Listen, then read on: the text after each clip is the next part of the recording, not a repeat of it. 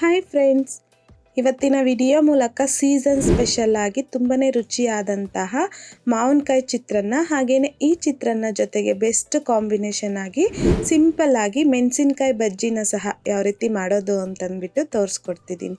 ತುಂಬಾ ಚೆನ್ನಾಗಿ ಬರುತ್ತೆ ಟೇಸ್ಟು. ತಪ್ಪದೆ ಈ ಸೀಸನಲ್ಲಿ ಒಂದ್ಸಲ ನೀವು ಈ ರೀತಿ ಮಾಡಿ ನೋಡಿ, ಖಂಡಿತ ನಿಮಗೂ ಸಹ ಇಷ್ಟ ಆಗುತ್ತೆ. ಸೊ ಬನ್ನಿ, ಇವಾಗ ಲೇಟ್ ಮಾಡ್ದಿರಾ ಈ ಮಾವಿನಕಾಯಿ ಚಿತ್ರಾನ್ನ ಹಾಗೆಯೇ ಮೆಣಸಿನಕಾಯಿ ಬಜ್ಜಿ ಯಾವ ರೀತಿ ಮಾಡೋದು ಅಂತಂದ್ಬಿಟ್ಟು ನೋಡೋಣ. ಮೊದಲು ಮಾವಿನಕಾಯಿ ಚಿತ್ರಾನ್ನಗೋಸ್ಕರ ರೈಸನ್ನು ರೆಡಿ ಮಾಡ್ಕೋಬೇಕು. ಹಾಗಾಗಿ ಕುಕ್ಕರಲ್ಲಿ 1 ಕಪ್ ಆಗುವಷ್ಟು ಅಕ್ಕಿ ಹಾಕ್ಕೊತಾ ಇದ್ದೀನಿ. 1 ಕಪ್ ಬಂದು 200 ಇಂದ 250 ಗ್ರಾಮ್ ಆಗುವಷ್ಟು ಆಗುತ್ತೆ.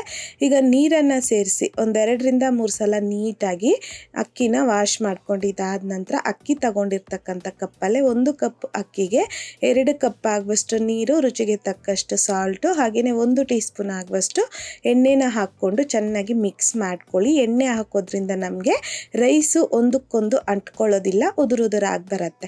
ಈಗ ಕುಕ್ಕರ್ ಲಿಡ್ನ ಕ್ಲೋಸ್ ಮಾಡಿಕೊಂಡು ಮೀಡಿಯಂ ಫ್ಲೇಮ್ನಲ್ಲಿ 2 ವಿಷಲ್ ಬರೋದಕ್ಕೆ ಬಿಡಿ. ವಿಷಲ್ ಬಂದಾದ ನಂತರ ವಿಷಲ್ ಪೂರ್ತಿಯಾಗಿ ತಣ್ಣಗಾಗಲಿಕ್ಕೆ ಬಿಡಿ.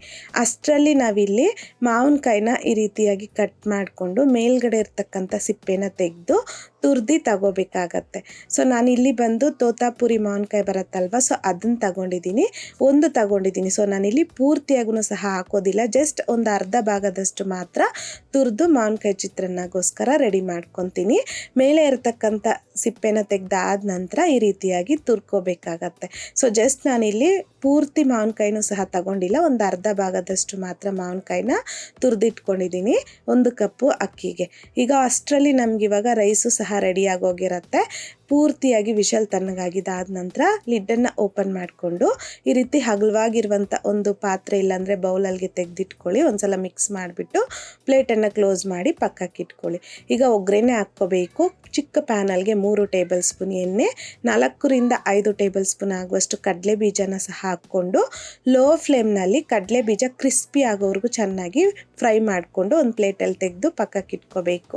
ಒಂದು ಅರ್ಧ ಟೀ ಸ್ಪೂನ್ ಸಾಸಿವೆ, ಅರ್ಧ ಟೀ ಸ್ಪೂನ್ ಜೀರಿಗೆ, ಹಾಗೆಯೇ 1 ಟೇಬಲ್ ಸ್ಪೂನ್ ಕಡಲೆಬೇಳೆ, 1 ಟೀ ಸ್ಪೂನ್ ಆಗುವಷ್ಟು ಉದ್ದಿನ ಬೇಳೆನ ಸಹ ಹಾಕ್ಕೊಂಡು ಲೋ ಫ್ಲೇಮ್ನಲ್ಲಿ ಜಸ್ಟ್ ಒಂದು 30 to 40 ಸೆಕೆಂಡ್ಸ್ ಮಾತ್ರ ಫ್ರೈ ಮಾಡ್ಕೊಳ್ಳಿ. ಸ್ವಲ್ಪ ಲೈಟಾಗಿ ಕಲರ್ ಚೇಂಜ್ ಆದರೆ ಸಾಕು ಕಡಲೆಬೇಳೆ ಅನ್ನೋದು. ಸೊ ಈ ರೀತಿಯಾಗಿ ಸ್ವಲ್ಪ ಲೈಟಾಗಿ ಕಲರ್ ಚೇಂಜ್ ಆದ ನಂತರ ಕರಿಬೇವು, ಹಾಗೆಯೇ ಒಂದು 4 ಒಣಮೆಣಸಿನ್ಕಾಯಿ, ಒಂದು 5ರಿಂದ 6 ಖಾರದ್ದು ಹಸಿಮೆಣಸಿನ್ಕಾಯಿ ಹಾಕ್ಕೊತಾ ಇದ್ದೀನಿ. ಈ ಚಿತ್ರಾನ್ನಗೆ ಸ್ವಲ್ಪ ಸ್ಪೈಸಿಯಾಗಿದ್ರೇ ತಿನ್ನೋದಕ್ಕೆ ಚೆನ್ನಾಗಿರೋದು. ಒಂದು ಅರ್ಧ ಟೀ ಸ್ಪೂನ್ ಆಗುವಷ್ಟು ಅರಿಶಿನ ಸಹ ಹಾಕ್ಕೊಂಡು ಕರಿಬೇವು ಈ ರೀತಿ ಹಸಿಮೆಣಸಿನ್ಕಾಯಿ ಎಲ್ಲ ಚೆನ್ನಾಗಿ ಫ್ರೈ ಮಾಡ್ಕೊಂಡಿದ್ದಾದ ನಂತರ ನಾವು ಗ್ರೇಟ್ ಮಾಡಿ ಇಟ್ಕೊಂಡಿದ್ದೀರಲ್ವಾ, ಸೊ ಮಾವಿನಕಾಯಿ ಅದು ಹಾಕ್ಕೊತಾ ಇದ್ದೀನಿ. ರುಚಿಗೆ ತಕ್ಕಷ್ಟು ಸಾಲ್ಟನ್ನು ಸಹ ಹಾಕ್ಕೊಂಡು ಲೋ ಫ್ಲೇಮ್ನಲ್ಲಿ ಒಂದು 2-3 ನಿಮಿಷ ಚೆನ್ನಾಗಿ ಈ ಒಗ್ಗರಣೆಯಲ್ಲಿ ಮಾವಿನಕಾಯಿನ ಫ್ರೈ ಮಾಡ್ಕೋಬೇಕು. ಈ ರೀತಿ ಫ್ರೈ ಮಾಡ್ಕೊಂಡಿದ್ದಾದ ನಂತರ ಇವಾಗ ಫ್ಲೇಮ್ನ ಆಫ್ ಮಾಡ್ಕೊಂಡ್ಬಿಟ್ಟು ಸಣ್ಣದಾಗಿ ಕಟ್ ಮಾಡ್ಕೊಂಡಿರ್ತಕ್ಕಂಥ ಕೊತ್ತಂಬರಿ ಸೊಪ್ಪು, ಜೊತೆಗೆ ನಾವು ಸ್ಟಾರ್ಟಿಂಗಲ್ಲಿ ಕಡಲೆ ಬೀಜನ ಫ್ರೈ ಮಾಡಿ ಇಟ್ಕೊಂಡಿದ್ದೀರಲ್ವ, ಅದನ್ನು ಸಹ ಹಾಕ್ಕೊಂಡು ಎಲ್ಲ ನೀಟಾಗಿ ಮಿಕ್ಸ್ ಮಾಡಿಕೊಂಡ್ರೆ ನಮ್ಗೆ ಇವಾಗ ಮಾವಿನಕಾಯಿ ಗೊಜ್ಜು ಅನ್ನೋದು ರೆಡಿಯಾಗಿ ಹೋಗುತ್ತೆ. ಸೊ ಜಸ್ಟ್ ಇವಾಗ ಈ ಮಾವಿನಕಾಯಿ ಗೊಜ್ಜನ್ನು ನಾವು ಆಲ್ರೆಡಿ ರೈಸನ್ನು ರೆಡಿ ಮಾಡಿ ಇಟ್ಕೊಂಡಿದ್ದೀರಲ್ವ, ಅದರಲ್ಲಿಗೆ ಹಾಕ್ಬಿಟ್ಟು ಎಲ್ಲ ನೀಟಾಗಿ ಮಿಕ್ಸ್ ಮಾಡಿಕೊಂಡ್ರೆ ತುಂಬಾ ರುಚಿಯಾಗಿರುವಂತಹ ಸೀಸನ್ ಸ್ಪೆಷಲ್ ಆಗಿ ಮಾವಿನಕಾಯಿ ಚಿತ್ರಾನ್ನ ಅನ್ನೋದು ರೆಡಿಯಾಗಿ ಹೋಗುತ್ತೆ. ಮಾಡ್ಕೊಳ್ಳೋದು ಅಷ್ಟೇ ತುಂಬಾ ಸಿಂಪಲ್ಲು, ಅಷ್ಟೇ ರುಚಿಯಾಗಿರುತ್ತೆ. ಖಂಡಿತ ಈ ಸೀಸನ್ನಲ್ಲಿ ಈ ರೀತಿ ನೀವು ತಪ್ಪದೆ ಮಾವಿನಕಾಯಿ ಚಿತ್ರಾನ್ನ ಮಾಡಿ ನೋಡಿ. ಸೊ ಜಸ್ಟ್ ಇವಾಗ ಇದನ್ನು ಪಕ್ಕಕ್ಕೆ ಇಟ್ಕೋಬೇಕು, ಒಂದು 10 ನಿಮಿಷ ಪಕ್ಕಕ್ಕೆ ಇಟ್ಕೊಳ್ಳಿ. ಅಷ್ಟರಲ್ಲಿ ಈಗ ಮೆಣಸಿನ್ಕಾಯಿ ಬಜ್ಜಿನ ಯಾವ ರೀತಿ ಮಾಡ್ಕೊಳ್ಳೋದು ಅಂತಂದ್ಬಿಟ್ಟು ನೋಡೋಣ. ಹಾಗಾಗಿ ಬೌಲಲ್ಲಿಗೆ 1 ಕಪ್ ಆಗುವಷ್ಟು ಕಡಲೆ ಹಿಟ್ಟು, ಒಂದು 1/4 ಟೀ ಸ್ಪೂನ್ ಆಗುವಷ್ಟು ಜೀರಿಗೆ, ಹಾಗೆಯೇ ರುಚಿಗೆ ತಕ್ಕಷ್ಟು ಸಾಲ್ಟು, ಒಂದು 1/4 ಟೀ ಸ್ಪೂನ್ ಆಗುವಷ್ಟು ಅರಿಶಿನ, ಹಾಗೆಯೇ 1 ಚಿಟಿಕೆ ಆಗುವಷ್ಟು ಬೇಕಿಂಗ್ ಸೋಡಾ ಹಾಕ್ಕೊತಾ ಇದ್ದೀನಿ. ಈಗ ಎಲ್ಲ ಒಂದ್ಸಲ ಚೆನ್ನಾಗಿ ಮಿಕ್ಸ್ ಮಾಡಿಕೊಂಡು ಇವಾಗ ಸ್ವಲ್ಪನೇ ನೀರನ್ನು ಹಾಕಿ ಮಿಕ್ಸ್ ಮಾಡ್ಕೋಬೇಕಾಗತ್ತೆ. ಒಂದೇ ಸಲ ಹಾಕೋದಕ್ಕೆ ಹೋಗಬೇಡಿ, ತುಂಬ ತೆಳ್ಳಗಾಗಿಬಿಡ್ಬೋದು. ಸೊ ಹಾಗಾಗಿ ಈ ರೀತಿಯಾಗಿ ಸ್ವಲ್ಪನೇ ಹಾಕ್ಕೊಂಡು ಯಾವ ಕನ್ಸಿಸ್ಟೆನ್ಸಿಗೆ ಬೇಕು ಅನ್ನೋದನ್ನು ನೋಡಿಕೊಂಡು ಅಡ್ಜಸ್ಟ್ ಮಾಡ್ಕೋಬೇಕು ನೀರನ್ನು. ಹಾಗಾಗಿ ಈ ರೀತಿ ಸ್ವಲ್ಪನೇ ಹಾಕ್ಕೊಂಡು ಮಿಕ್ಸ್ ಮಾಡ್ಕೊತಾ ಇದ್ದೀನಿ. ಯಾವ ರೀತಿಯಾಗಿರಬೇಕು ಅಂತಂದರೆ ನಮಗೆ ಬಜ್ಜಿಗೆ ಕಡಲೆ ಹಿಟ್ಟು ಕನ್ಸಿಸ್ಟೆನ್ಸಿ, ಸೊ ನೋಡಿ ಈ ರೀತಿಯಾಗಿ ತುಂಬ ಗಟ್ಟಿ ಗಟ್ಟಿಯಾಗೂ ಇರಬಾರ್ದು, ಹಾಗಂತಂದ್ಬಿಟ್ಟು ತುಂಬ ನೀರಾಗೂ ಸಹ ಇರಬಾರ್ದು. ಈ ರೀತಿಯಾಗಿದ್ದರೆ ನಮಗೆ ಕರೆಕ್ಟಾಗಿ ಬಜ್ಜಿ ಮೇಲ್ಗಡೆ ಲೇಯರ್ ಅನ್ನೋದು ಕರೆಕ್ಟಾಗಿ ಬರುತ್ತೆ.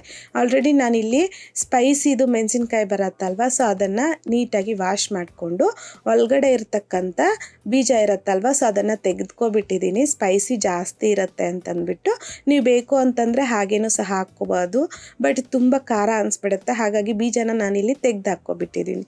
ಈಗ ನೋಡಿ ಎಣ್ಣೆನೂ ಸಹ ಬಿಸಿ ಆಗೋದಕ್ಕೆ ಇಕ್ಕಿದೆ. ಎಣ್ಣೆ ಬಿಸಿ ಆಗಿದ್ದಾದ ನಂತರ ಈ ರೀತಿಯಾಗಿ ಕಡಲೆ ಹಿಟ್ಟಲ್ಗೆ ಒಂದೊಂದು ಮೆಣಸಿನ್ಕಾಯಿನೇ ಡಿಪ್ ಮಾಡಿಕೊಂಡು ಈ ಬಿಸಿಯಾಗಿರ್ತಕ್ಕಂಥ ಎಣ್ಣೆಗೆ ಒಂದೊಂದಾಗೆ ಈ ರೀತಿ ಹಾಕ್ಕೋಬೇಕು. ಎಣ್ಣೆನೂ ಸಹ ಜಾಸ್ತಿ ಕಾಯಿಸ್ಕೋಬಾರ್ದು, ಮೇಲ್ಗಡೆ ಎಲ್ಲ ಜಾಸ್ತಿ ಬೇಗ ಕಲರ್ ಬಂದುಬಿಡುತ್ತೆ, ಒಳಗಡೆ ಅನ್ನೋದು ಬೇಯೋದಿಲ್ಲ. ಮೀಡಿಯಮ್ ಹೀಟಲ್ಲಿ ಎಣ್ಣೆ ಅನ್ನೋದು ಕಾಯಿಸ್ಕೊಂಡು ಈ ರೀತಿ ಒಂದೊಂದಾಗೆ ಮೆಣಸಿನ್ಕಾಯಿನ ಕಡಲೆ ಹಿಟ್ಟಲ್ಗೆ ಡಿಪ್ ಮಾಡಿ ಹಾಕ್ಕೋಬೇಕಾಗತ್ತೆ. ಹಾಕ್ಕೊಂಡಿದ್ದಾದ ನಂತರ ಈಗ ಈ ರೀತಿ ಮಿಕ್ಸ್ ಮಾಡ್ಕೊತ ಮೀಡಿಯಮ್ ಫ್ಲೇಮ್ನಲ್ಲಿ ಚೆನ್ನಾಗಿ ಫ್ರೈ ಮಾಡ್ಕೋಬೇಕು. ಈ ಮೆಣಸಿನ್ಕಾಯಿ ಬಜ್ಜಿನ ಚೆನ್ನಾಗಿ ಗೋಲ್ಡನ್ ಕಲರ್ ಬಂದು ಚೆನ್ನಾಗಿ ಫ್ರೈ ಮಾಡ್ಕೋಬೇಕಾಗತ್ತೆ, ಆವಾಗಲೇ ತಿನ್ಲಿಕ್ಕೆ ಚೆನ್ನಾಗಿರೋದು.